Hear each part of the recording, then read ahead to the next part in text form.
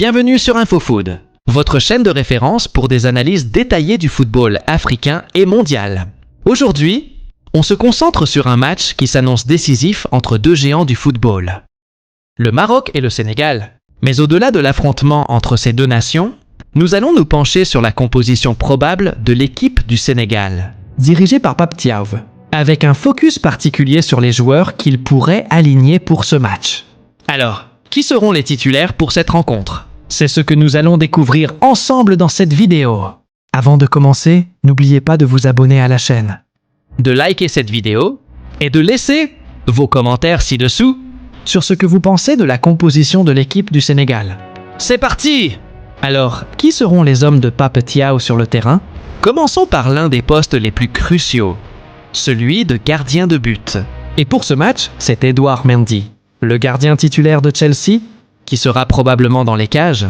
Mendy, avec ses réflexes exceptionnels et sa grande présence dans les airs, est sans doute l'un des meilleurs gardiens du monde. On peut donc s'attendre à une performance solide de sa part. Ensuite, passons aux défenseurs. Le Sénégal devrait probablement aligner une ligne défensive composée de Krépin Diatta, Moussa Niaté, Mamadou Sarr et El Hadji Malick Diouf. Commençons avec Krépin Diatta, un joueur polyvalent capable de jouer aussi bien en défense qu'au milieu de terrain.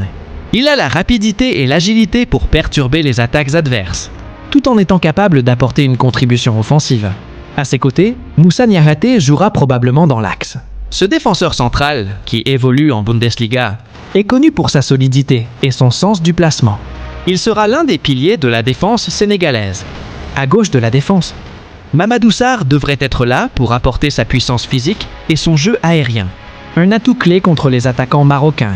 Enfin, sur le côté droit, El Hadji Malick Diouf pourrait prendre la place d'un autre défenseur clé. Sa capacité à lire le jeu et son agilité sur le terrain seront essentiels pour arrêter les attaquants rapides du Maroc.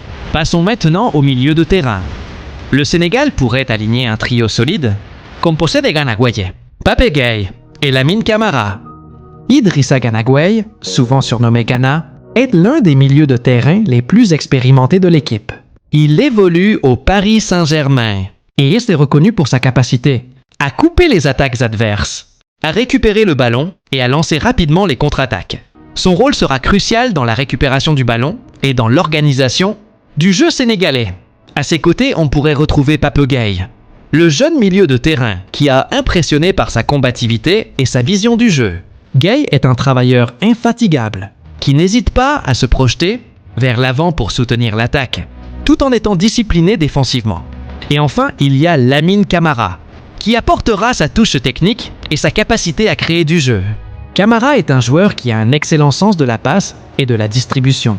Son rôle sera d'équilibrer l'équipe, en gardant une bonne possession du ballon et en apportant du soutien à l'attaque. Passons maintenant à l'attaque, un secteur crucial pour que le Sénégal puisse prendre l'avantage. Les attaquants probables sont Sadio Mané, Nicolas et Iliman Ndiaye. Commençons par Sadio Mané, sans doute la star de l'équipe sénégalaise. Il évolue actuellement au Bayern et est l'un des meilleurs joueurs africains de sa génération. Mané est rapide, technique et surtout capable de marquer dans n'importe quelle situation. Son rôle face au Maroc sera d'animer l'attaque, de prendre des espaces et de créer des occasions. Il sera sans doute le principal danger pour la défense marocaine.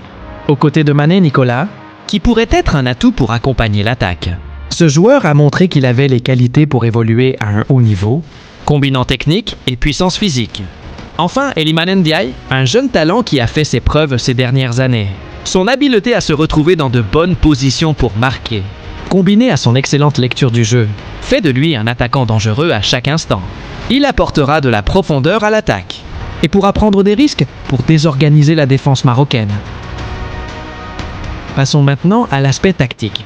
Le Sénégal, avec cette composition, devrait adopter un style de jeu basé sur une solide défense et des contre-attaques rapides. Gana Gueye et Pape Gueye dans l'entrejeu offriront une couverture défensive essentielle, permettant à Sadio Mané et Iliman Ndiaye de se projeter rapidement en attaque. Le jeu offensif du Sénégal reposera en grande partie sur la vitesse et la créativité de ses attaquants, les passes longues de Lamine Camara et la capacité à récupérer rapidement le ballon grâce à Gana. Gueye devrait permettre à l'équipe de se projeter vite vers l'avant, Quant à la défense, la solidité de Mamadouille, Sarr et Moussa Niahaté à l'arrière permettra de contenir les assauts de Marocains. En parallèle, El Hadji Malik Diouf et Crépin Diatta devront contenir les ailes, en empêchant les attaques de Hakimi et Ziyech, des joueurs très dangereux sur les côtés. Psychologiquement, le Sénégal a un mental d'acier. L'équipe sait qu'elle doit faire face à un Maroc fort, soutenu par un public bruyant. Mais les Lions de la Teranga sont prêts. Leur concentration et leur détermination à ne pas céder à la pression seront cruciales. Les joueurs comme Sadio Mané, avec son expérience internationale, seront là pour calmer les jeunes joueurs et les guider dans les moments difficiles.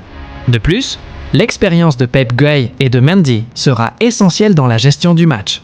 Alors, qui sortira vainqueur de ce duel entre Maroc et Sénégal?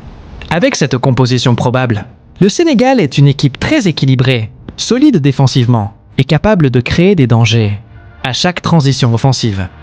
Le Maroc, bien entendu, aura également son mot à dire. Mais si le Sénégal réussit à imposer son rythme et à capitaliser sur la vitesse de ses attaquants, alors les Lions de la Teranga auront toutes les chances de s'imposer. Ce match sera un véritable test pour les deux équipes. Et vous, quel est votre pronostic pour cette confrontation? Le Sénégal ou le Maroc? Laissez vos commentaires ci-dessous et n'oubliez pas de vous abonner pour plus de contenu foot.